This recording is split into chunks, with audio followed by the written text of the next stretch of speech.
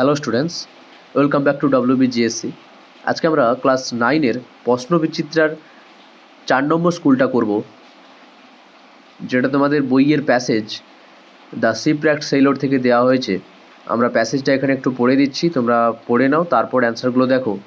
যার প্যাসেজটা ভালো করে পড়া আছে সে ভিডিওটা স্কিপ করতে পারে। দেখো, I cut the would I collected into stakes. আমি যে কাঠগুলো সংগ্রহ করেছিলাম তা কেটে পেরেক পুঁতে দিলাম, পেরেক পুঁতে খুঁটি বানালাম।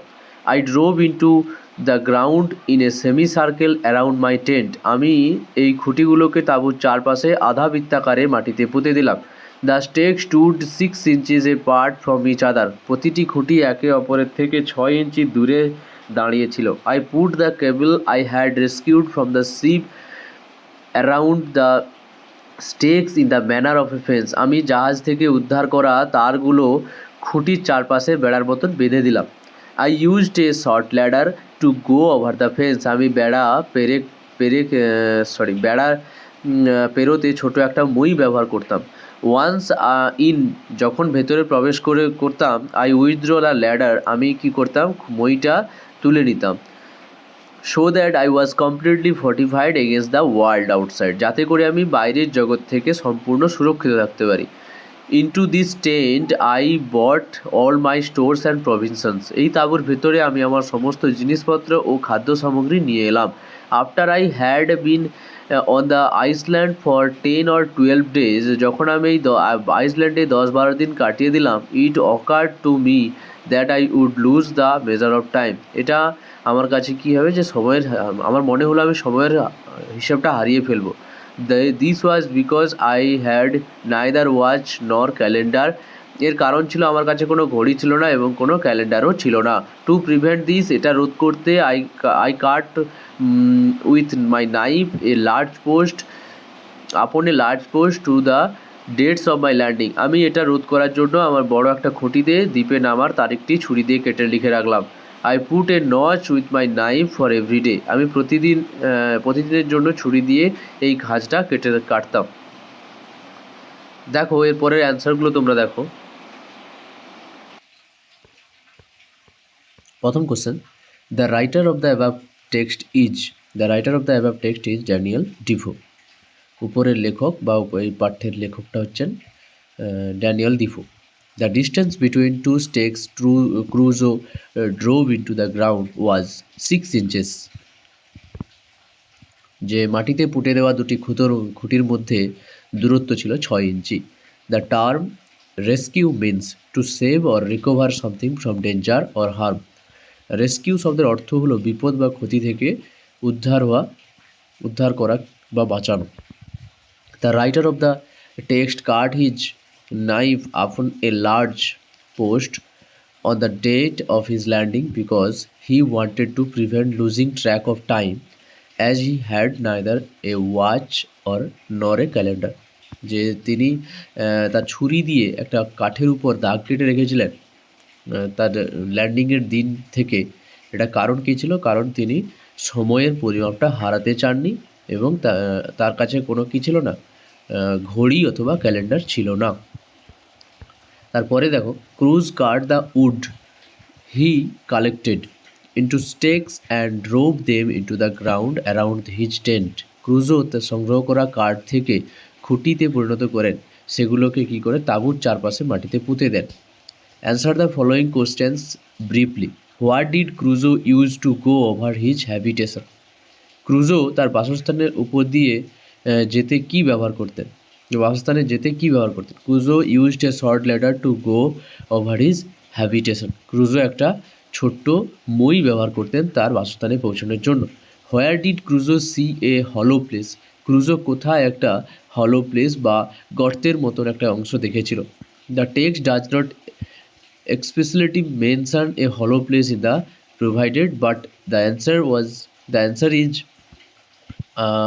beside a rising hill. একটা এখানে অ্যান্সারটা, এখানে এই যে টেক্সটটা দিয়েছে এখানে বলা নেই, ঠিক আছে, কিন্তু অ্যান্সারটা কী হবে যে রাইজিং হিল, একটা মানে উঠে যাওয়া পাহাড়ের গায়ে ছিল।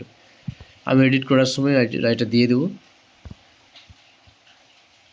When did the Cruz feel that he would lose the measure of time. Cruz felt that he would lose the measure of time after he had been on the Iceland for 10 or 12 days. ক্রুজো দ্বীপে 10-12 দিন থাকার পর অনুভব করলেন যে তিনি সময়ের হিসেবটা হারিয়ে ফেলবেন। অ্যান্সার দ্য ফলোয়িং কোশ্চেন্স, এরপরে প্রশ্নগুলোর উত্তর দিতে বলেছে।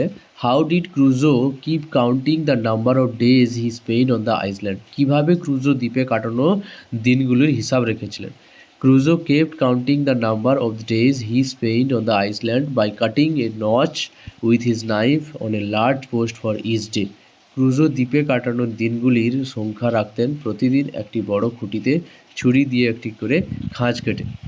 How did Crusoe protect himself in the jungle? জঙ্গলে ক্রুজো কীভাবে নিজেকে প্রোটেক্ট করেছিল বা বাঁচিয়েছিল? Crusoe protected himself in the jungle by driving stakes into the ground around his tent in a semi circle and using cables to create a fence.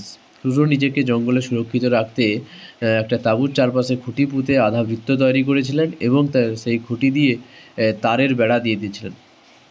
He used a short ladder to enter and exit, pulling the ladder after him to stay completely isolated and secure. তিনি একটি মই ব্যবহার করতেন, ভেতরে টেনে নিতেন মইটি এবং সম্পূর্ণরূপে বাইরের পৃথিবী থেকে আলাদা থাকতেন বা সেপারেট থাকতেন। এবার দেখো তোমাদের কবিতাটা দিয়েছে। কবিতাটা তোমাদের দেওয়া আছে দ্য হান্টিং স্নেক থেকে। আমরা লাইন বাই লাইন পরিষ্কার করে পড়ে দিচ্ছি, তোমরা আগে পড়ে নাও, তারপর কোশ্চেন অ্যান্সারগুলো দেখো। যদি কারোর ভালো করে পড়া হয়ে থাকে তাহলে শেষ ভিডিওটা স্কিপ করতে পারে, ডাইরেক্ট কোশ্চেন অ্যান্সারে যেতে পারে। দেখো, sun warmed in the late season grass, শেষ ঋতুর অনুগ্রহে সূর্যের উষ্ণতায় ভেজা। Under the autumn's gentle sky, শরতের শান্ত আকাশের নিচে। We walked and froze half through a space, আমরা হাঁটছিলাম কিন্তু হঠাৎ থমকে দাঁড়ালাম। The great black snake went reeling by, বিশাল একটি কালো সাপ কাঁধ হয়ে সামনের দিকে চলে গেল। Head down, tongue flickering on the trail, মাথা নিচু করে জিভ কাঁপিয়ে কাঁপিয়ে পথের দিকে তাকিয়ে। He quested through the parting grass, সে ছাড়িয়ে থাকা ঘাসের মধ্য দিয়ে অনুসন্ধান করছিল। Sun glazed his carp of diamond scale, সূর্য তার হীরার মতন আকাশে ঝলমল করছিল। And we lost breath to see him pass, এবং আমরা শ্বাসরুদ্ধ হয়ে তার পার হওয়া দেখছিলাম। এবার দেখো, এর একটা শর্ট মিনিং আমি বলে দিচ্ছি। এই কবিতায় আমরা শরতের সুন্দর সময়ের বর্ণনা দেখতে পাচ্ছি, যেখানে সূর্যের নরম আলোয় লেখক এবং তার সঙ্গী হাঁটছিলেন, বা কবি এবং তার সঙ্গী হাঁটছিলেন। হঠাৎ তারা একটি বিশাল কালো সাপ দেখে থমকে যায়, যা আস্তে আস্তে ঘাসের মধ্য দিয়ে এগোচ্ছিল। সাপের হীরার মতন আঁশগুলো সূর্যের আলোয় ঝলমল করছিল, তা দেখে তারা শ্বাসরুদ্ধ হয় এবং মুগ্ধ হয়ে পড়ে। ঠিক আছে, এবারে কোশ্চেন আনসারগুলো দেখো। কোশ্চেনগুলো দেখো এক এক করে। তো প্রথম কোশ্চেন ট্রু ফলস দিয়েছে। The body of the snake was shining, এটা ট্রু হবে। যে সাপোর্টিং স্টেটমেন্টটা দেখো, sun glazed his curve of diamond scale. তারপরে দেখো, the sunlight glazed his curves of diamond scale, এটা ট্রু হবে। The sun glazed his curves of diamond scale. তারপর দেখো, the grass was parted by the snake, এটা true হবে। He quested through the parting grass. তারপরে দেখো, তোমাদের এখানে তোমাদের ড্যাশ পূরণ দিয়েছে। The snake moved and went away reeling by, the সাপটি কাঁধ হয়ে সামনের দিকে চলে গিয়েছিল এঁকে বেঁকে। The poet described the day as the sun warmed in the late season grass under the autumn's gentle sky. তারপরে দেখো, তোমাদের আনসিনটা দিয়েছে, আনসিনটা পড়িয়ে দিচ্ছি, তোমরা দেখে নাও। Socrates, the great Greek philosopher, tried hard to control himself and was resolved never to make show his temper. মহান দার্শনিক সক্রেটিস নিজেকে নিয়ন্ত্রণ করার চেষ্টা করতেন, কঠোর চেষ্টা করতেন এবং কখনোই নিজের রাগ প্রকাশ করতেন না। তারপর দেখো, হি অলওয়েজ বিলিভ দ্যাট, তিনি সবসময় বিশ্বাস করতেন যে angry man was more a beast than a human being, তিনি সবসময় বিশ্বাস করতেন যে রাগী মানুষ পশুর চেয়েও বেশি কিছু নয়।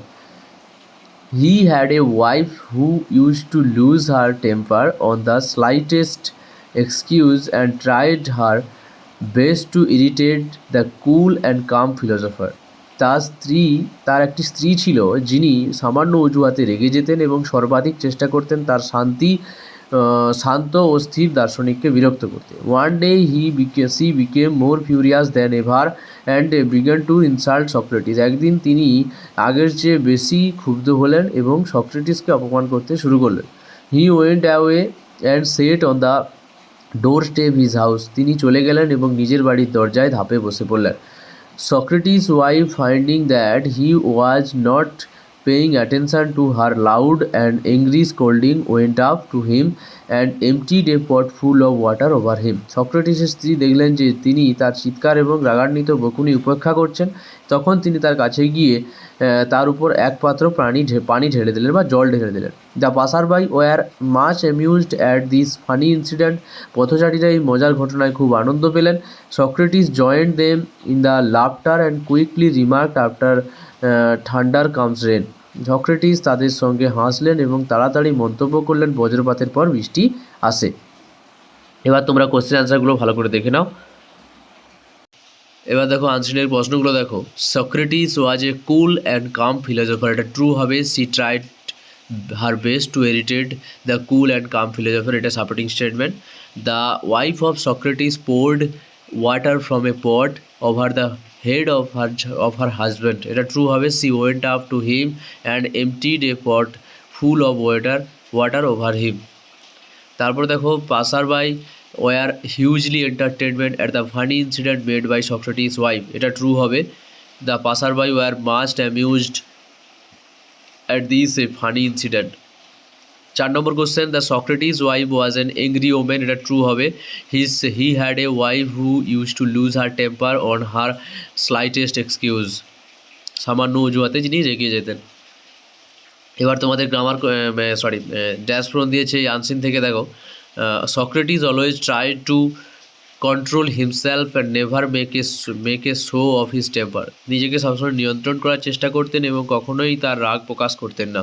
Socrates wife once got very angry, সক্রেটিসের স্ত্রী একদিন ভীষণ রেগে গিয়েছিলেন। And began to insult Socrates more furiously than ever, ঠিক আছে, এবং তিনি আগের চেয়ে বেশি করে সক্রেটিসকে অপমান করতে শুরু করলেন। The wife of Socrates frequently lost her temper on the slightest excuse and tried her best to irritate the cool and calm philosopher, সামান্য অজুহাতে তিনি রেগে যেতেন এবং শান্ত স্ত্রীর দার্শনিককে বিরক্ত করার চেষ্টা করতেন।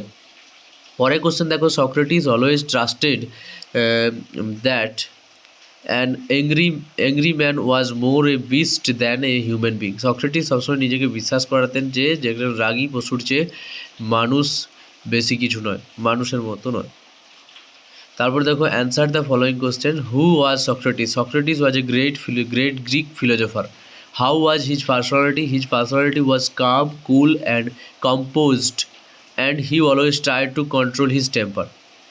সক্রেটিস ছিলেন একজন মহান দার্শনিক, তার ব্যক্তিত্ব শান্ত, স্থির এবং সংযমী ছিল এবং তিনি সবসময় রাগ নিয়ন্ত্রণ করার চেষ্টা করতেন। What was his believe? How was his wife? Socrates believe that an angry man was more beast than a human being, ঠিক আছে, সক্রেটিস বিশ্বাস করতেন যে একজন রাগী মানুষ পশুর চেয়েও বেশি ভয়ঙ্কর। His wife frequently lost her temper, তার স্ত্রী সামান্য অজুহাতে রেগে যেতেন। অ্যান্ড ওয়াজ ইজিলি অ্যাঙ্গার্ড, এবং সহজেই রেগে যেতেন। Trying to best to irritate him, এবং তাকে সর্বোত্তম চেষ্টা করতেন রাগানোর জন্য। How did Socrates wife react finding him paying no attention to her? When Socrates' wife found that he was not paying attention to her loud and angry scolding, she emptied a pot full of water over him. যখন সক্রেটিসের স্ত্রী দেখলেন যে তিনি চিৎকার ও রাগান্বিত বকুনি উপেক্ষা করছেন, তখন তিনি তার উপর এক পাত্র পানি ঢেলে দিলেন। What did Socrates do and remark in conclusion? Socrates joined the passerby in laughter and remarked, after thunder comes rain. Socrates পথচারীদের সঙ্গে মিশে গেলেন এবং হাসলেন, মন্তব্য করলেন, বজ্রপাতের পর বৃষ্টি আসে। এবার দেখো তোমাদের গ্রামার অ্যান্ড ভোকাবুলারি কোশ্চেনগুলো দেখো। প্রথমে তোমাদের বলেছে fill in the blanks with correct form of verbs in the given brackets, ব্র্যাকেটের মধ্যে সঠিক ভার্ব ফর্মগুলো লিখতে হবে তোমাদের। Yesterday we had been walking in the Kaziranga wild life sanctuary for an hour, যে গতকাল আমরা কাজিরাঙ্গা বন্যপ্রাণী অভয়ারণ্যে 1 ঘন্টা হাঁটছিলাম। সাডেনলি এ বিয়ার কেম, হঠাৎ করে একটা ভালু গেল। To the road side we were frightened seeing the bear, আমরা ভয় পেয়ে গেলাম ভালুকটাকে দেখে। এবার তোমাদের অ্যাপ্রোপ্রিয়েট আর্টিকেল প্রিপোজিশন দিতে বলেছে। তো প্রথমে the sun rise in the east, সূর্য পূর্ব দিকে উদিত হয়। The dog jumped over the log, কুকুরটা কী করেছিল, জাম্পড ওভার দ্য লগ মানে হচ্ছে তোমার এক লাফ দিয়ে লগের উপর দিয়ে, বা এটা বড় একটা কাঠ ছিল, সেই কাঠের উপর দিয়ে উড়ে গিয়েছিল। বিসাইডে লাফিয়ে গিয়েছিল। Beside a pencil Sunil also has a pencil box, একটি পেন্সিল ছাড়াও তার কাছে পেন্সিল বাক্সও রয়েছে। এবার দেখো পরের কোশ্চেন তোমাদের দিচ্ছে ফ্রেজাল ভার্ব ফাইট করতে বলেছে। তো the chief guest distributed the prize, এখানে ডিস্ট্রিবিউট থেকে হবে গেভ অ্যাওয়ে, তো প্রধান অতিথি পুরস্কারগুলো বিতরণ করলেন। তারপরে দেখো রিতা রিসেম্বল হার সিস্টার, এটা রিসেম্বল থেকে হবে টেক্স আফটার। তারপরে দেখো the old woman died of cardiac arrest last month, তো এখানে ডায়েড অফ থেকে হবে পাস্ট অ্যাওয়ে, ঠিক আছে। তারপরে দেখো তোমাদের আনসিন থেকে এখানে মিনিং খুঁজতে দিয়েছে। তো ডিসাইড থেকে হবে রিজলভ, ট্রাস্টেড থেকে হবে তোমাদের বিলিভড, আর ডিস্টার্ব থেকে হবে ইরিটেড। এখনও একটা রয়েছে এখানে এন্টারটেইনড থেকে হবে অ্যামিউজড। আমাদের চ্যানেলটা ভালো লেগে থাকলে সাবস্ক্রাইব করে দিও, এই ভিডিওটা লাইক শেয়ার কমেন্ট করে দিও, এবং পরের ভিডিওগুলো পাওয়ার জন্য আমাদের চ্যানেলটা সাবস্ক্রাইব করে রাখো। এখানে প্লে লিস্টটা আছে, তোমরা কোশ্চেন ব্যাংকের কোশ্চেনগুলো এখান থেকে দেখতে পারো। দেখা হচ্ছে পরের ভিডিওতে।